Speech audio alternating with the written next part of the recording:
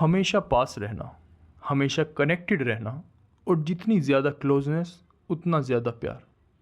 लेकिन क्या हो अगर कुछ रिलेशनशिप इसलिए टूट जाती हैं क्योंकि उनमें प्यार कमी नहीं, स्पेस की कमी हो।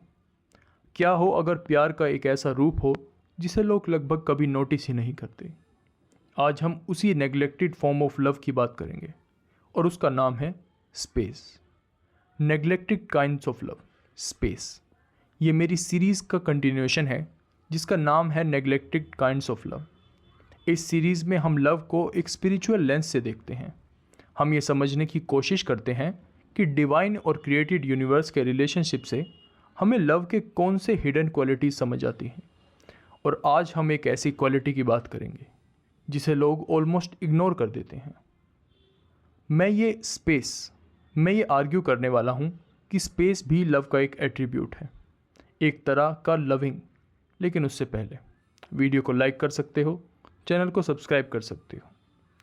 अक्सर जब हम लव के बारे में सोचते हैं तो हम क्लोजनेस के बारे में सोचते हैं, टुगेदरनेस के बारे में, मर्जिंग के बारे में। हम सोचते हैं कि प्यार का मतलब है डिस्टेंस कम करना, दो लोगों को पास लाना।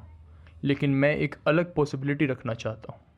मैं ये सजेस्ट करना चाहता हूँ कि स्पेस यानी सेपरेशन भी लव का एक एट्रीब्यूट है। स्पेस, ज़रा इस बात को फिज़िकल लेवल पर समझिए। स्पेस वो कंटेनर है जिसके अंदर पूरी एग्जिस्टेंस मौजूद है। साइंटिफिक पर्सपेक्टिव से देखो तो मैटर स्पेस के अंदर एग्जिस्ट करता है। जो भी फिज़िकल चीज़ है वो स्पेस के अंदर ही है। और अगर स्पेस ही ना होती तो लाइफ को एग्जिस्ट करने की जगह ना मिलती, उसके पास होने की कोई स्पेस ही ना होती। सोचिए, अगर एग्जिस्टेंस को रहने के लिए जगह दी जाती है तो उसमें एक तरह की जेनरोसिटी छुपी हुई है। स्पेस लाइफ को परमिशन देती है एग्जिस्ट करने की, ग्रो करने की, एक्सपैंड करने की। और इसी सेंस में स्पेस एक फॉर्म ऑफ लव है, एक ऐसी जेनरोसिटी जो लाइफ को जगह देती है। और सिर्फ एग्जिस्टेंस ही नहीं, प्रैक्टिकल लाइफ में भी स्पेस की वैल्यू बहुत गहरी है। सोचिए, हम घर की दीवारों में नहीं रहते, हम घर के खाली हिस्सों में रहते हैं। हम स्ट्रक्चर बनाते हैं लेकिन उसे करते हैं एम्प्टीनेस को। कप की वैल्यू उसकी मिट्टी या स्टील में नहीं होती, कप की वैल्यू उस खाली जगह में होती है जो पानी को होल्ड कर पाए। स्ट्रक्चर ज़रूरी है लेकिन यूजेबिलिटी एम्प्टीनेस से आती है। और बिना स्पेस के बहुत कम चीज़ें पॉसिबल होती हैं। अब एक और इंटरेस्टिंग एंगल, पैशन और सेक्सुअलिटी। स्पेस यहाँ भी बहुत इम्पोर्टेंट रोल प्ले करती है। एक आग को बुझाने का सबसे आसान तरीका क्या है? उसे दबा दो, उसकी हवा रोक दो और धीरे धीरे फ्लेम मर जाएगी।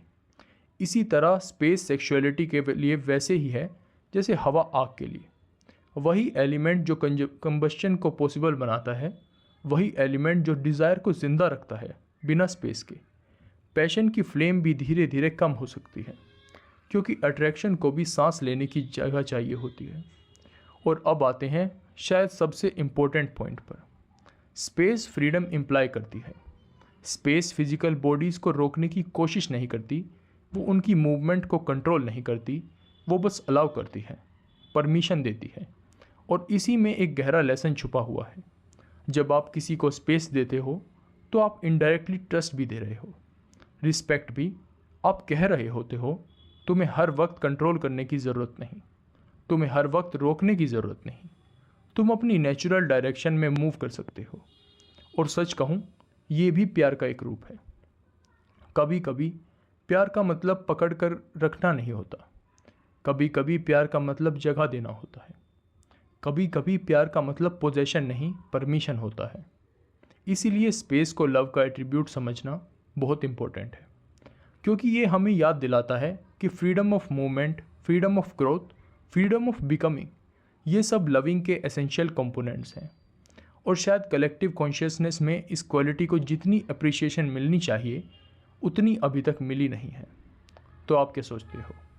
क्या स्पेस भी प्यार का एक रूप हो सकती है, या आप मानते हो कि प्यार का मतलब सिर्फ क्लोजनेस और टुगेदरनेस है? कमेंट्स में ज़रूर बताना। As always, thank you for listening.